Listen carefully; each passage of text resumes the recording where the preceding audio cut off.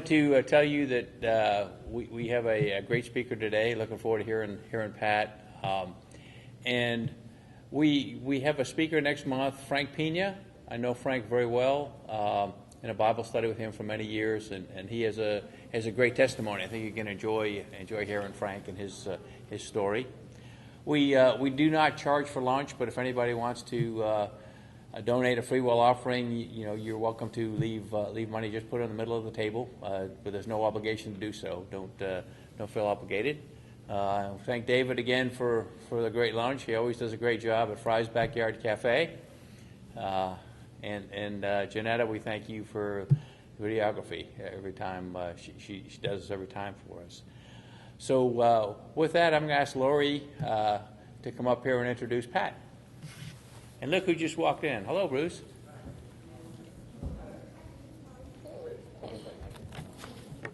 Okay, good. It is on? Okay. Hi, I'm Lori Klein-Quinn. And I have the privilege today of introducing an amazing woman. Amazing woman. Pat and I have known each other for, how old are our grandkids? But it's been a while.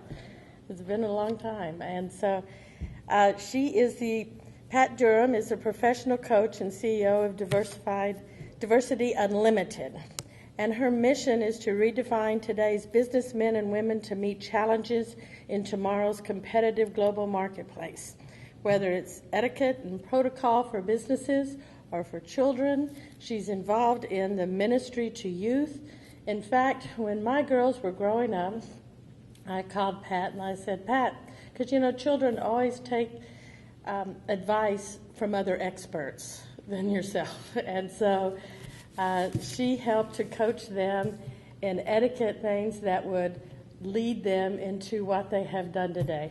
And they are so comfortable getting in front of a bunch of people and talking, or wherever they are in any school, college, or now working situation. And so her etiquette training helped to do a lot of that. And I still thank you for that. You gave them such confidence in any situation. And now she has extended this to children, to ministry. She's involved in statewide ministry with the Lutheran Women's Missionary League. She was honored with the nomination of Lutheran Woman of the Year. She has won the Torchlighter Award with the American Business Women's Association and the Women of Excellence with the Houston Professional Women's Association.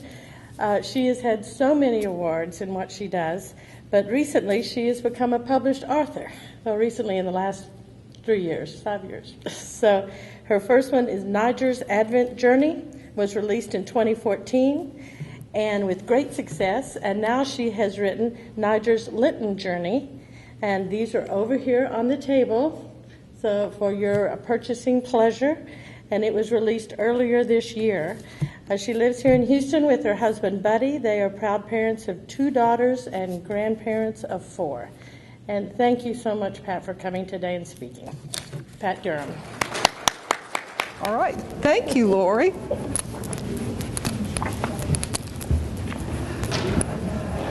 Are we there yet? Are we there yet? How many parents are out here? Everybody a parent? How many times did you hear that when your children were growing up? Are we there yet? Well, I have fond memories of road trips. I say that with tongue in cheek because it was an experience. My husband decided that we got this new car. It was a new station wagon, and it was probably our first new car. And we had some friends out in California, and he had been stationed out in California when he was in the Navy. So I think he felt like he was going home. And so we get in our new station wagon and we take off to California. Well, we have 2 daughters, as Lori said, and they have always been in competition with one another. Always. So in the back seat, there is this war that is going on. And I don't know where we were, but we were somewhere out in West Texas. And I said to my husband, "Pull over now." And he was a little shocked because I didn't usually speak that way to him. But he pulled over because it was a shock. And I got out of the car, I opened the back door of the station wagon, and I told them to get in the front, and I crawled over the seat, and I got in the very back and watched where we'd been. And it was a lovely trip from then on. So, are we there yet?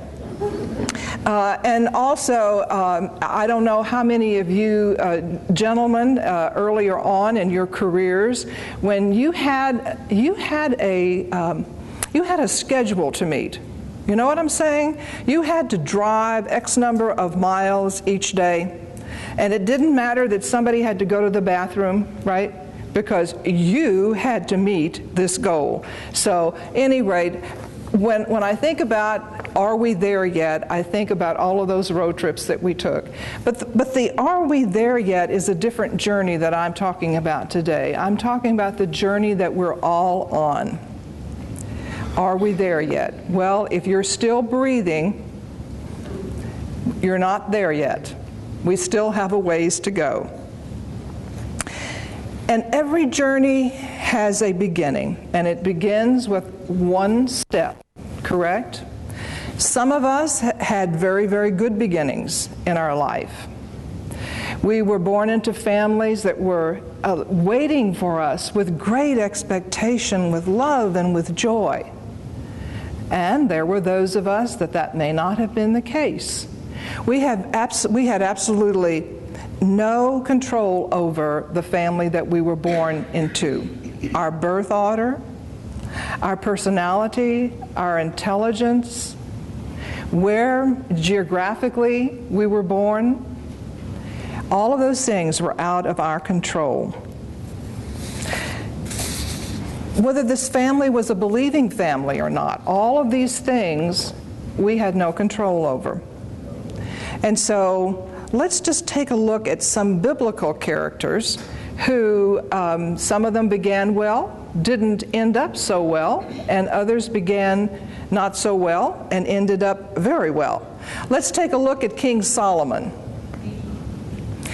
We're just into one of the books of King Solomon at church, and it sort of reminded me that here was a man who had everything in the world.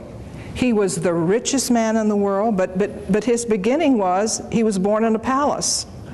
His father was the most beloved king of Israel. Now, David was a man after God's own heart, but he wouldn't have won any parenting awards. But at any rate, Solomon had this wonderful beginning, and God gave him everything because he asked for the one thing that was most important, and that was wisdom. And so we see the Psalms. Everybody loves the Psalms. I have never run into anyone yet who doesn't love the Psalms. It speaks to us. And then there's the godly wisdom of Proverbs and the beautiful poetry of the Song of Solomon.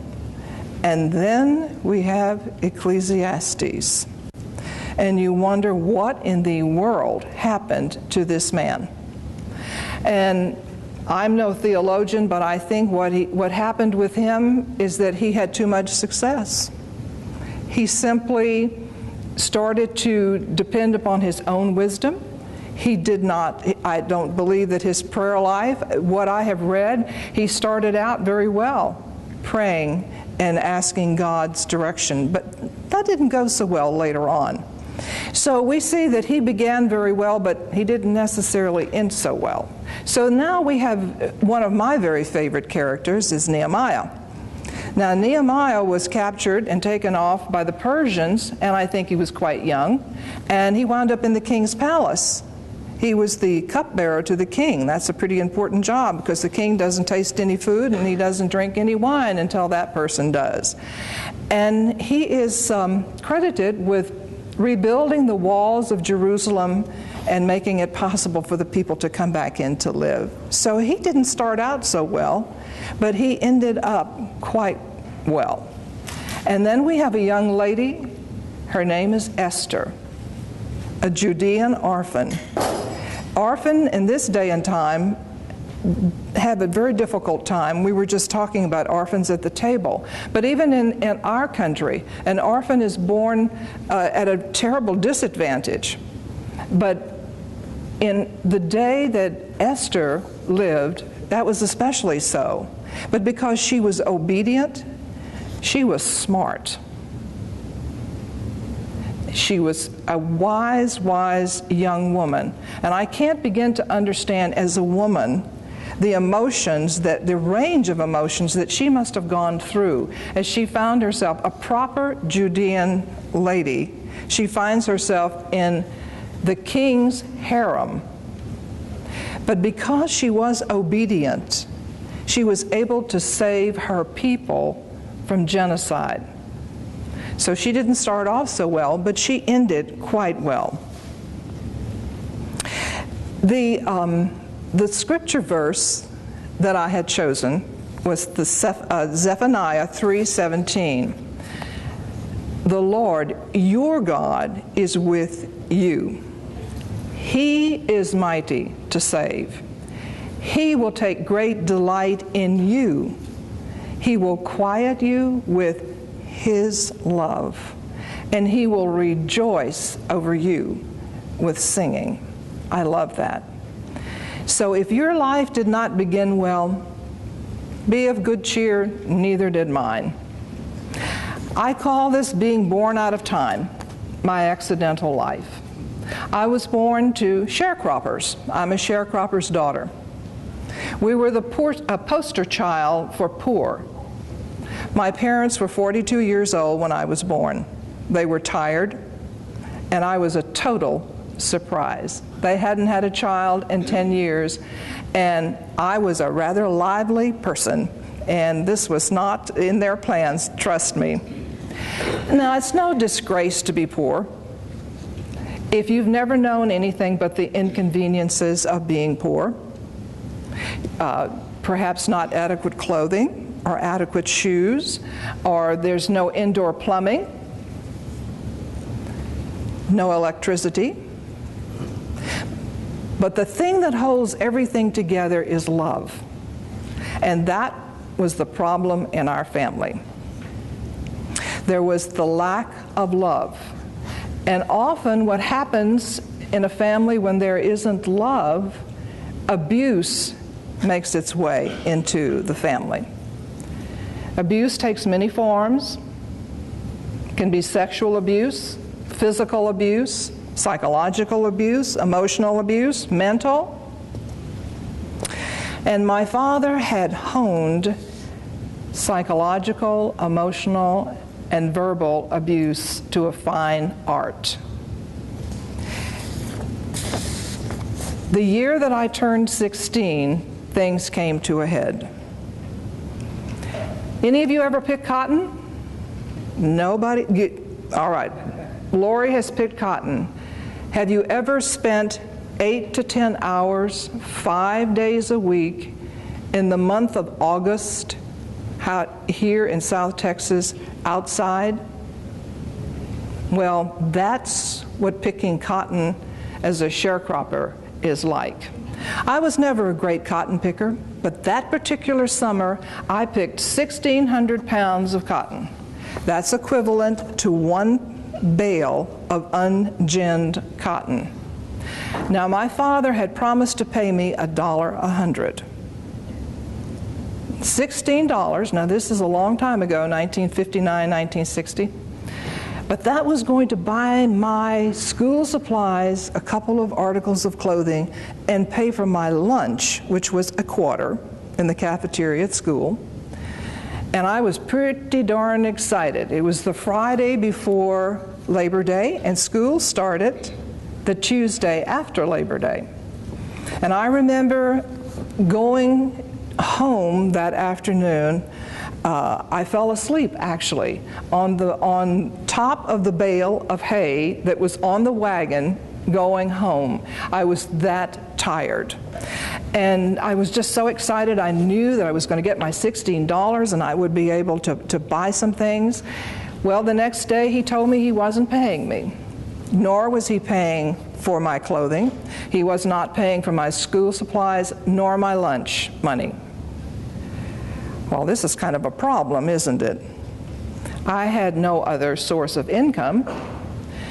So Tuesday, I get to school and I immediately go to find my good friend Janet. And I told her my sad story. And she said, "Girlfriend, we got to find you a job." And I said, "How am I going to get to work?" We lived 15 miles out in the country. I was an athlete, but 15 miles one way, probably not. But hey, when you're 16, you can do anything, right? So she and I got in the car, and it is the only time I ever skipped school. But we went right to the White House department store right there in downtown Brenham. Now, don't go looking for the White House department store in downtown Brenham. It hasn't been there for a while. The building is still there, but the department store apparently went by the wayside. Well, I interviewed, and they hired me. I had a job. Now, there was only one thing that was still missing. I had to have a place to stay on Friday nights so that I could go to work on Saturday morning. Now, I worked from 7:30 on Saturday morning until 7:30 Saturday night for $3.75 minus 11 cents Social Security. So for $3.64, they had me 12 hours a day. But we had a wonderful relative that we called Aunt Rosie in the true Southern fashion. She was a special relative. She was not my aunt, but I called her Aunt Rosie, and she had a rest home. And she said, she called me Patsy, only it was the German kind of accent, you know, it wasn't Patsy, it was Patsy. You can stay in my rest home. And you know what I said? Thank you. I will be happy to do that. So I walked from school every Friday during that school year and stayed at her rest home on Friday nights and worked on Saturdays and was able to get a ride home after I worked. Okay. Now, I knew that I was going to have another job because obviously my parents were not going to help me. So Aunt Rosie said, "I could use some help during the summer." And I said, "I'm your girl." And my parents gave their permission. So I became the chief dish and foot washer at the nursing home. Now, if you can imagine this, I am 16, 17 years old, and I'm living in a nursing home and working. But it was wonderful. She was a wonderful lady, precious. I loved her, and I love her memory. In the meantime, my grandfather, who owned the farm that we lived on, died, and his heirs, his estate had to be liquidated. And so my parents had to move to town. And so from January of my senior year through June of my senior year, I lived in Brenham. After school, I tutored children, and on Saturdays, I cleaned houses. And I walked to all the different places. The only problem I had was that my schedule did not coincide with my parents' eating schedule, and if I didn't get there for their mealtime in the evening, I got nothing to eat. I was not allowed to go into the refrigerator and get anything. So I knew that I had to leave home, and at 18, I remember it as if it were yesterday, I boarded the Greyhound bus with a one-way ticket to Houston with less than $5 in my pocket and a suitcase. But when you're 18, you think you can do anything, right? So for the next 3 years, I experienced the greatest challenges and the greatest blessings that I have ever had in my life. God showed His grace and His mercy to me in abundance. And I'm going to tell you that it took me decades to really realize how much of His grace He had extended to me during that time. Do you know of any bus driver here in the city of Houston that will now wait at the bus stop until a young woman gets into her apartment and waves to him and says, "I'm okay"? One night I lived at Houston Avenue. Houston, I live not far from Houston and Washington Avenues, which is not the best place to be living. It's better now than it was when I lived there. But I'm on the bus, and of course I talk a mile a minute, and I'm the only person on that bus. So we get to Houston Avenue, and I pull the chain because I'm going to get off. Well, do you know what's at the corner of Houston and Washington Avenue? There's a big church, and its name is Trinity Lutheran. That's where I was going. It was choir night. So I get up, and I'm going to get off the bus. The man does not open the door. He turns around in the seat, and he goes, "Young lady, I don't think you're a working girl. Where are you going?" I said, "Oh, I'm just going right over there to the church. It's choir night." He goes, "Thank God.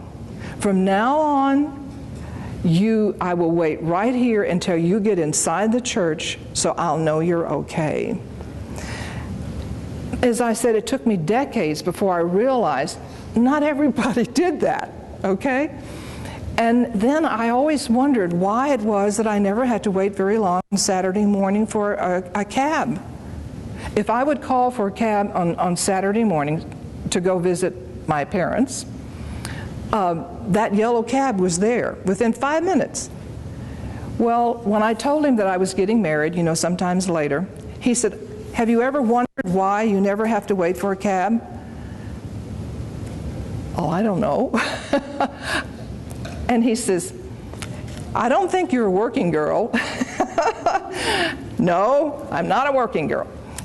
He said, "On Saturday mornings, I always made sure that I was somewhere near this address. So if you happened to call, I would be there, and I would be the one to take you to the bus stop, to the bus station. I wanted to make sure you were safe." So there were times when I had no food, and I wondered how I was going to get through the weekend. And someone from Trinity would call and say, "Why don't you come over for dinner?"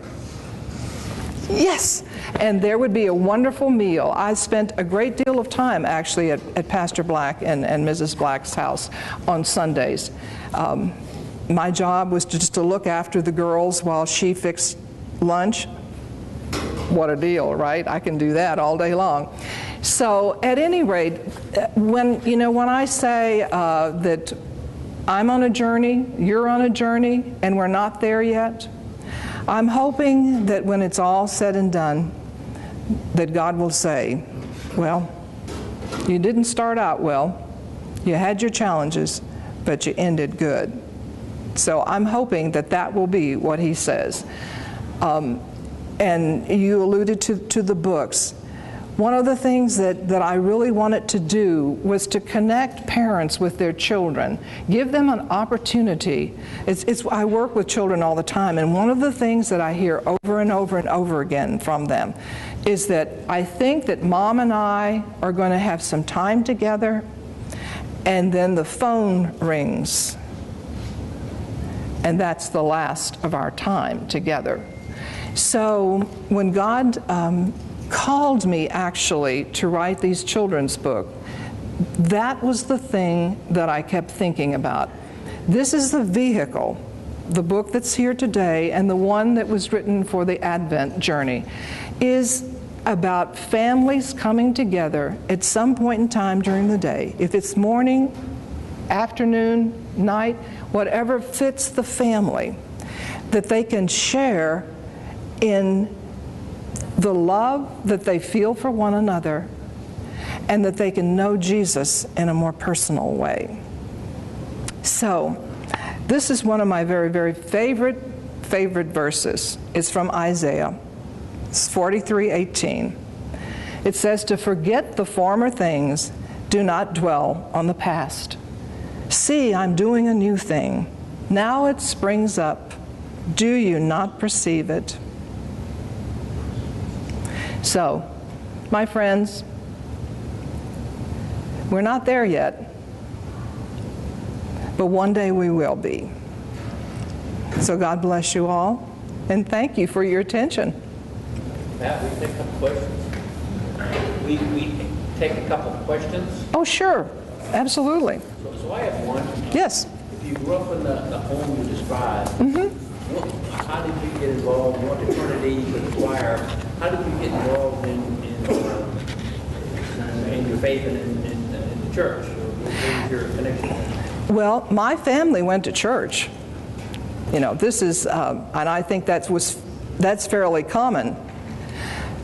But I have to tell you that when I was 3 years old, and maybe before, the Holy Spirit really had spoken to my heart. There was an understanding that I had that I know was not normal. And I always had that desire to be in God's house. I really did. I loved serving Him, and I loved singing. I've been singing solo since I was 4. So being in the choir at Trinity was a natural thing. And being around the wonderful people there, I don't think they have an idea of what a difference that they made in a young woman's life. I'm going to cry. Sorry.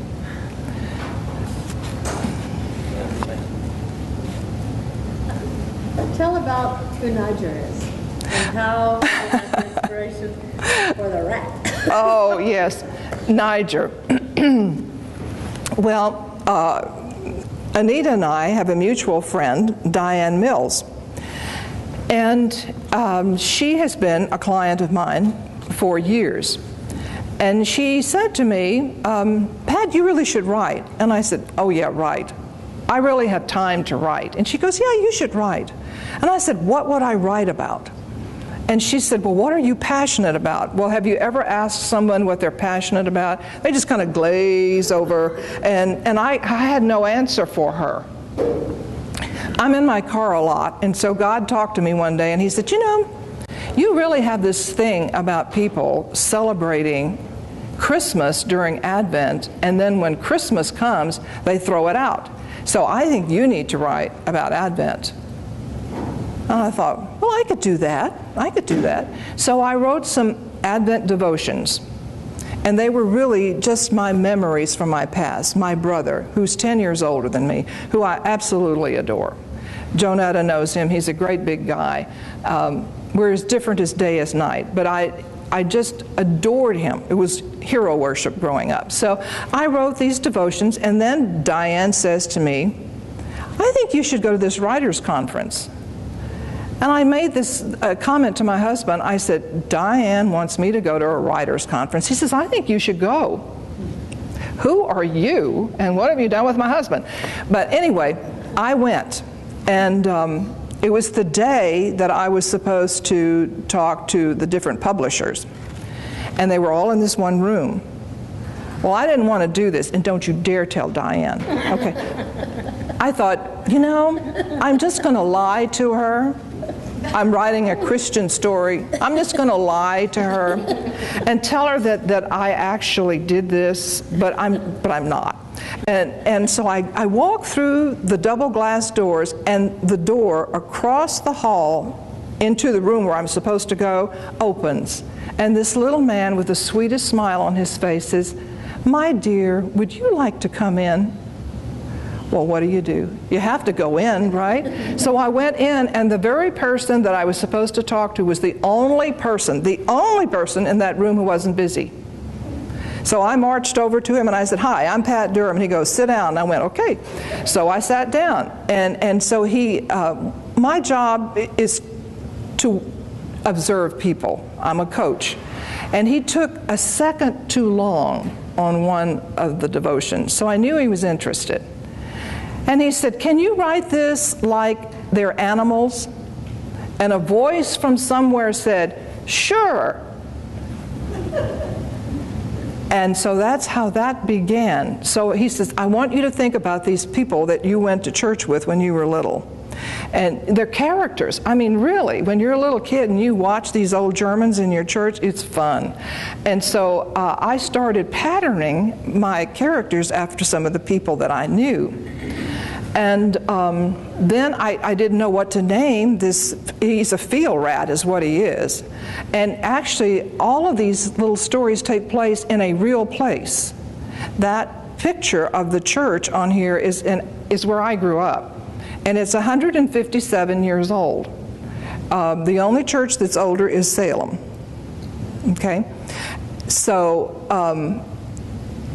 I didn't have a name for this field rat. And I'm watching baseball one night, and there's this baseball player, and his name is Nyger. And I said, that's it? His name is Nyger. And of course I spelled it like the baseball player, but that's an improper spelling, so oh well, there you are. But that is how that came about. And the first one was Nyger's Advent journey, so that's kind of sets the stage for all of these little characters. Nyger's Lenten journey takes you one step further. It starts to tell you about what has happened now in this little character's life, and there's a human that can talk to them. Okay, they can talk to each other. There isn't anybody else that can communicate with the little animals. And they have stories to tell. And so the young lady who is crippled, she is going to have an operation in this book. So my friend from William Penn, this community, sent me an email. She had read the book, and she was my best friend growing up. And she's actually the friend now that has come to the farming community. Only we're a combination of these two characters. But she says, so does she walk again? And I said, well, what do you want her to do? I mean, I left it, so it's hanging. So in case I want to write another book, I can finish it. So, anyway.